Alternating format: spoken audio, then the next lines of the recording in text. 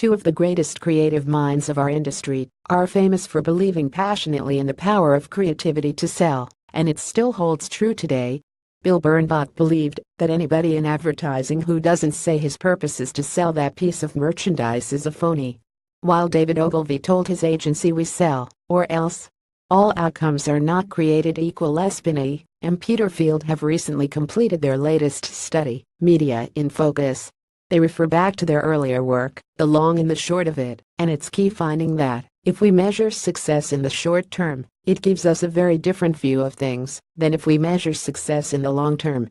Indeed, one of their most important findings highlights the limitations of our increased obsession with short-termism, in that if we only measure success in the short term, you would never invest in brand building. But brand building has a far more significant long-term effect on sales compared to the short-term hit of a sales activation. Indeed, Les and Peter argue that the average time it takes for a long-term brand-building campaign to achieve the sales result of a short-term activation is only 6 months, but the benefits last much longer into the future. How have we become so impatient? A brand has to be brave enough to overcome short-term pains to achieve long-term gain. But in the long term, it's a sacrifice that is worth the investment. We have known for a long time that creative ideas produce business results. Indeed, Peter Mead of AMVBBDO dubbed creativity the last legal advantage in business.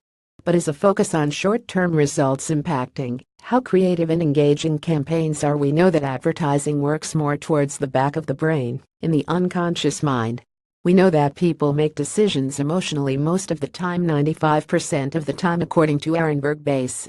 And yet we have become more rational with campaigns because of the obsession with short-term results. We believe that if we give people a good, rational reason to buy, we will tip those with a propensity into purchasing right now.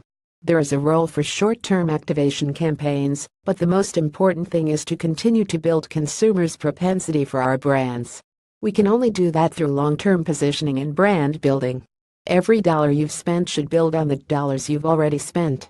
Long-term brand building delivers more efficient and enduring sales results over the long term, and, importantly, makes short-term sales activation campaigns more effective.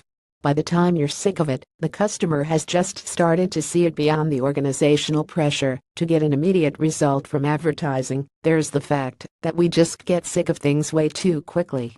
We even change what's working for no other reason than a subjective one. We need a change. We're sick of the same campaign. We don't like it anymore. Sometimes even the client may think a new direction is needed. But resist the temptation. The consumer may have only just begun to hear the message.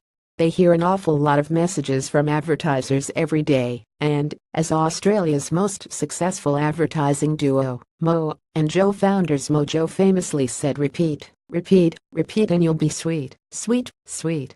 Of course, there are good reasons to change in some cases. American Express could hardly continue with the line "Don't leave home without it" when people were adding more and more credit cards to their wallets, and it is certainly irrelevant in the modern age of Apple Pay, where credit cards are beginning to become obsolete. But it's got to be a very good reason, because embedding these branded memories in people's minds takes time, and once that equity is there, it becomes a huge asset for the brand, one that businesses should interrogate intently before a decision is made to move away. Jacqueline Witz and Peter Paul Von Weiler together run the strategy department at AJF Partnership.